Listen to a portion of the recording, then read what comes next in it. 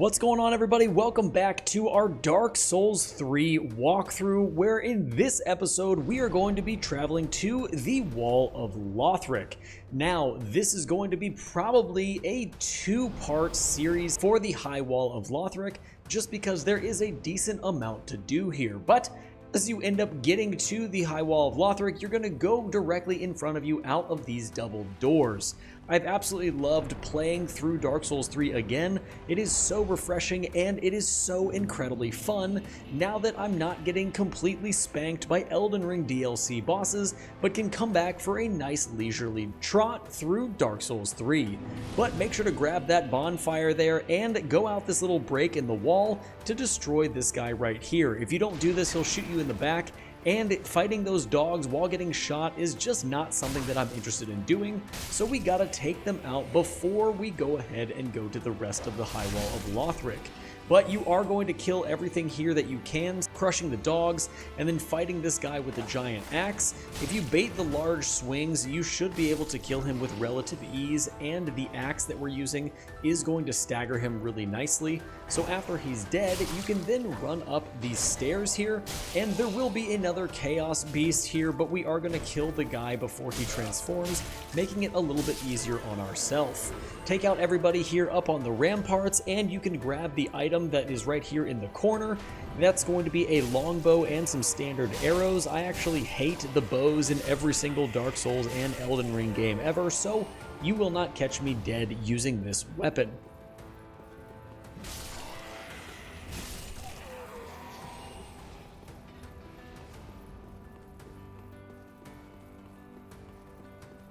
Now we are going to head back the way we came, as there is an item we forgot to grab up there that was dropped by the crossbowman, but before we do that, we're going to drop down on this bad guy down here. If we can get a plunge attack on him, that would be preferable, doing a ton of damage, but if I remember correctly, I'm pretty positive that we miss, and I was wrong. We actually crush him completely, a wonderful way to take out that enemy.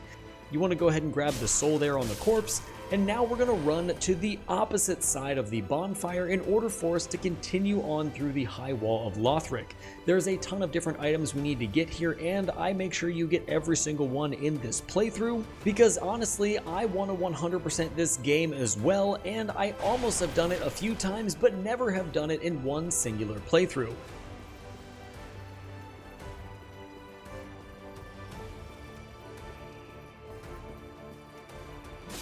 And you'll see me killing all of these guys here. They yield very little souls, but as I stated in part 1, killing everybody is going to give you more souls earlier on, and it's going to let you get higher levels earlier as well.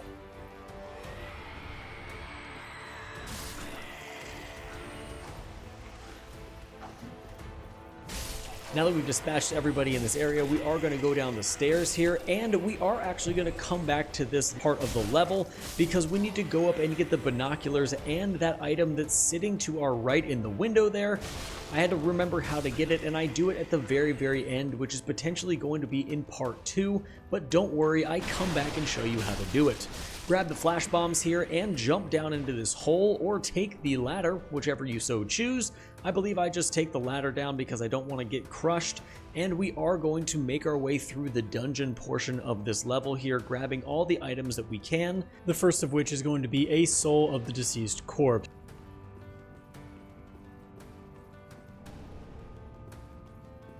Now this guy here with the shield, you can just run directly behind him, and when he thrusts, you can get a easy backstab on him. And then this guy next to him with the crossbow, you can just take him out very quickly with 2 hits. Now, the interesting thing about this area is the fact that the dragon up top is going to spew fire down everywhere, so you can run up here fast, grab these 2 items, which is the club and an ember, and then run as fast as you can into this gated area, and the dragon will kill every single fiery mob that's here, so you don't have to worry about it. There is a claymore item all the way down at the other end, but we will come back for that in a little bit. And for now, we are going to go into the gate, go down the stairs, and you do have the ability to fight a mimic. You don't have to. I decided that I wanted to give this a whirl, and I ended up dying to him roughly 3 times. But after I ended up dying that many times, I came back and smashed him like an absolute pro. I'll show you exactly how to kill him here. It's pretty much easy if you just stay a little bit farther away than his reach is, and if you stay to his right or his left, rather than directly in front of him, it will overall go much better for you, and our axe does a really good job of being able to get him down quickly. Now he will drop for you another variation of the axe we are using, and that's going to be the Deep Battle Axe. This is going to have the dark status on it, and we do use it for a little bit just so I can show you exactly how it all works. Now make your way up the ladder and you're going to go through the gated door here, and after exiting the gate you will notice that there is a hefty knight that's walking towards you, and I try not to aggro him, but because I'm so good I ended up aggroing him on this run, and we do end up fighting him. Now the interesting thing about fighting him is the fact that you can block the majority of his attacks and trade some damage from time to time, but what you want to look for is you want to look for him to drop his shield or be able to attack him right after he attacks, because your axe will stagger him pretty quickly. As you see, the shield was dropped and we ended up getting 3 straight hits on him, allowing us to take him out, and he does have the ability to drop everything that he's wearing. Now as we go into this next room, there's going to be a guy that attacks you. He dropped for me some fire bombs or some throwing knives. Yeah, he dropped for me some throwing knives, but we are going to go out here and grab some of these fire bombs and make our way to the next portion of the level. We will come back here in a minute, but there is a bonfire up top here that I wanted to snag just so we can replenish our Estus and have this as another checkpoint. Now before I sat down, I went over here to the corner. There's a Titanite shard you can get behind the corner there, and now we'll go ahead and rest, replenishing our health and getting our 4 Estus back to where we need to have them. Now we'll head back down into the level. We're going to start progressing into the actual meat and potatoes of this level, so to speak. And we will come back to this area at some point. There's an NPC that you can get down in the dungeon there, but we are going to head back out here and fight this knight one more time, because now I believe we are going to head back up this road and get the claymore. As I said before, that knight has the ability to drop everything that he's wielding, and right there we got his chest piece and the crossbow. Now backtracking our way through this part of the area, we are going to head back to where we saw the claymore before.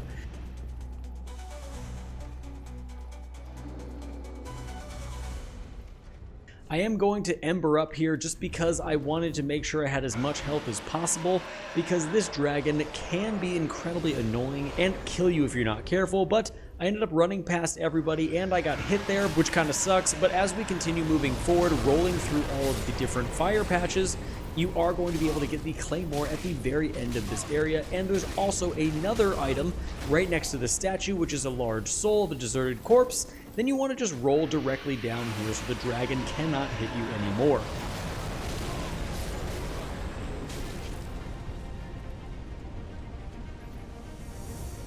Now you gotta remember, we did reset the area, so we do have all the enemies back, and the dragon will blow fire down on all of these enemies in front of us, which is awesome. However, he also will blow fire on us, hitting us but not killing us.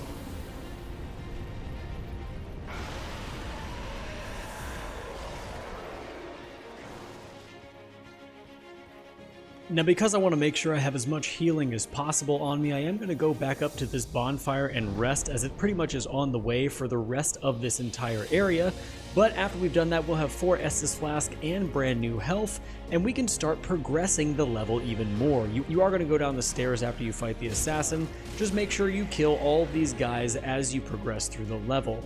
We aren't going to go down to the jail cell yet because we do need to progress and get the jail cell key in order for us to get that NPC unlocked and bring him back to Firelink Shrine. But you want to make your way out of the archway here, grabbing that item on the right, which is going to be a soul of a deserted corpse. And then as you kill these 2 guys, turn around directly because this guy will jump out and try and kill you. We're then going to make our way down the ladder. At the very bottom there is an enemy who you can hit. I missed completely, but after you dispatch of him, run up, grab these items here, and that guy's going to transform into a chaos beast, so avoid him completely and grab these items that are on the rooftops.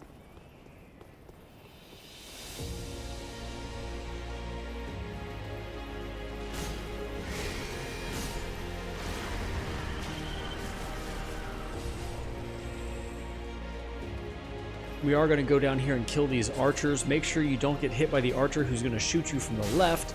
And then you can go down and just desecrate everybody down here because there's only a few guys that you need to take care of. You grab some fire bombs and then head back to where we need to get the prisoner cell key. There is another item here around the right which I'm going to go snag, and these are going to be black fire bombs.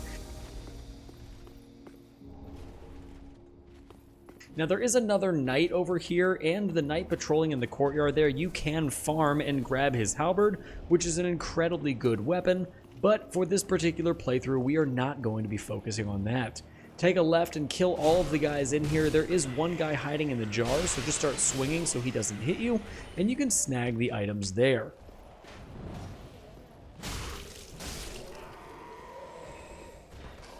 I also saw recently that they're thinking of remastering Dark Souls 3, and as cool as that would be, having Elden Ring graphics in a Dark Souls game, I'm not really 100% sure that that is necessary. This game still holds up pretty well in 2024, and I think it would probably be better remastering Dark Souls 2 or even remastering the remaster of Dark Souls 1.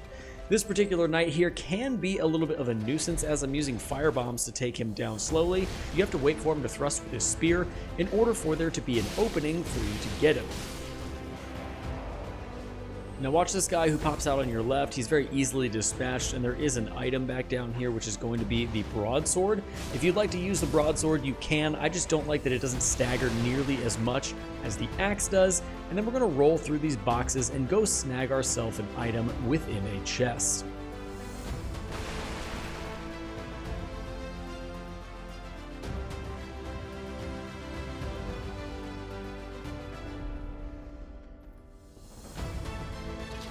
Now as you open up the chest, you're going to be obtaining the Astora Straight Sword, which is a really fun sword to use. And then we're just going to make our way along the scaffolding, and we're going to drop down on top of this dog down here, because for whatever reasons, as I said in part 1, the dogs in Dark Souls 3 are ridiculous. You're going to want to make yourself some room to fight down here, because once you drop down on that dog, you will be aggroing quite a few guys. And with using some fire bombs, I'm able to get both of them here right on the stairs, and I can hit both of them at the exact same time, dispatching them quite easily.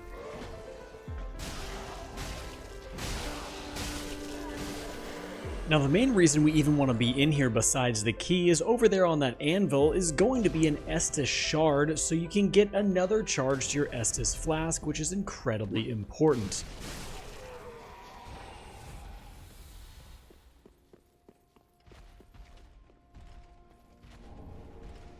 Now heading down here, there's going to be this large guy with the axe. He actually does kill me, but I believe I edit this in a way where it doesn't seem like too much has been lost, because this dog will then run out if you get too close. I would wait for the axe guy to patrol up and around so you don't have to even go close to the dog. That way you don't have to be panic rolling like I am, and get yourself in a situation where you'd rather not be in. But I did edit it right here to be directly in the exact same spot we just were. So if you didn't die, we are in the exact same room. You can run back up the stairs from where I was, and inside of this chest is going to be an awesome Silver Eagle shield.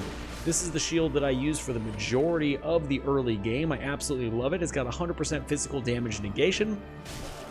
And then we'll continue going down into this room so we can go kill all the guys we just killed, grabbing our souls down there and getting the cell key.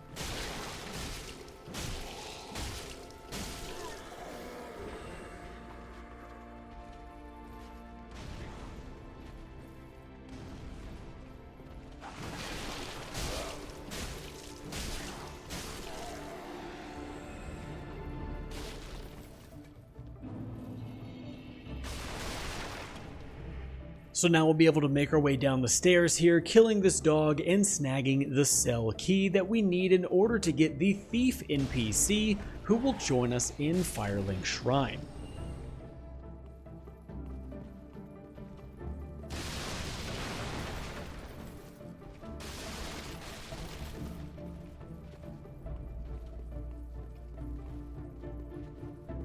Now we are going to progress through the level a little bit. We're going to head out to this balcony where if you go to the right and roll through the boxes, we can go to the courtyard where this giant knight is patrolling. Now as I stated before, you can kill him and he will drop eventually that halberd. It's a really good weapon, but I am not going to do that for this playthrough. And right underneath of us is the rapier sword that you can just snag and make sure you kill the guy on your right.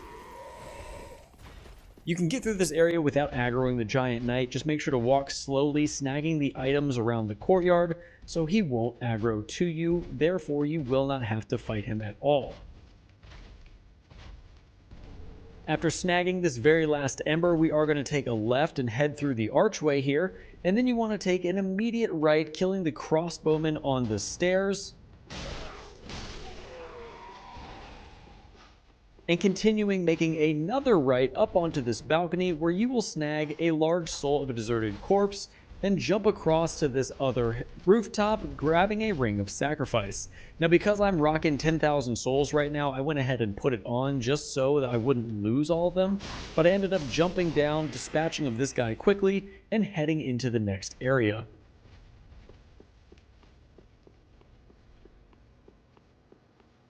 Now making your way up the first set of stairs and then the second set of stairs, we are going to go ahead and make sure that we get this entire area unlocked, providing a shortcut for us to come back down to this area where we can have direct access to the boss without a crazy run back.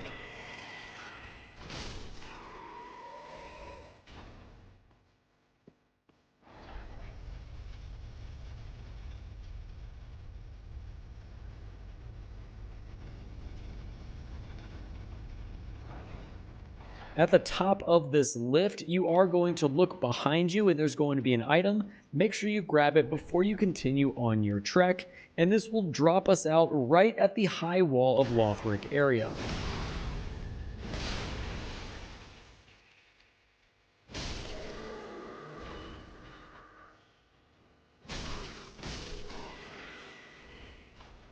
At this point, you'll make your way back up the stairs. You can disperse of the dogs once again because you are going to get attacked by both of them if you have my luck. And then we are going to head back to the very top where the bonfire is, because that is where we are going to stop this portion of the playthrough. And we will pick it up in part 3, where we will deal with getting the remainder of the items in the area, grabbing the NPC to take to Firelink, and fighting the boss of Lothric.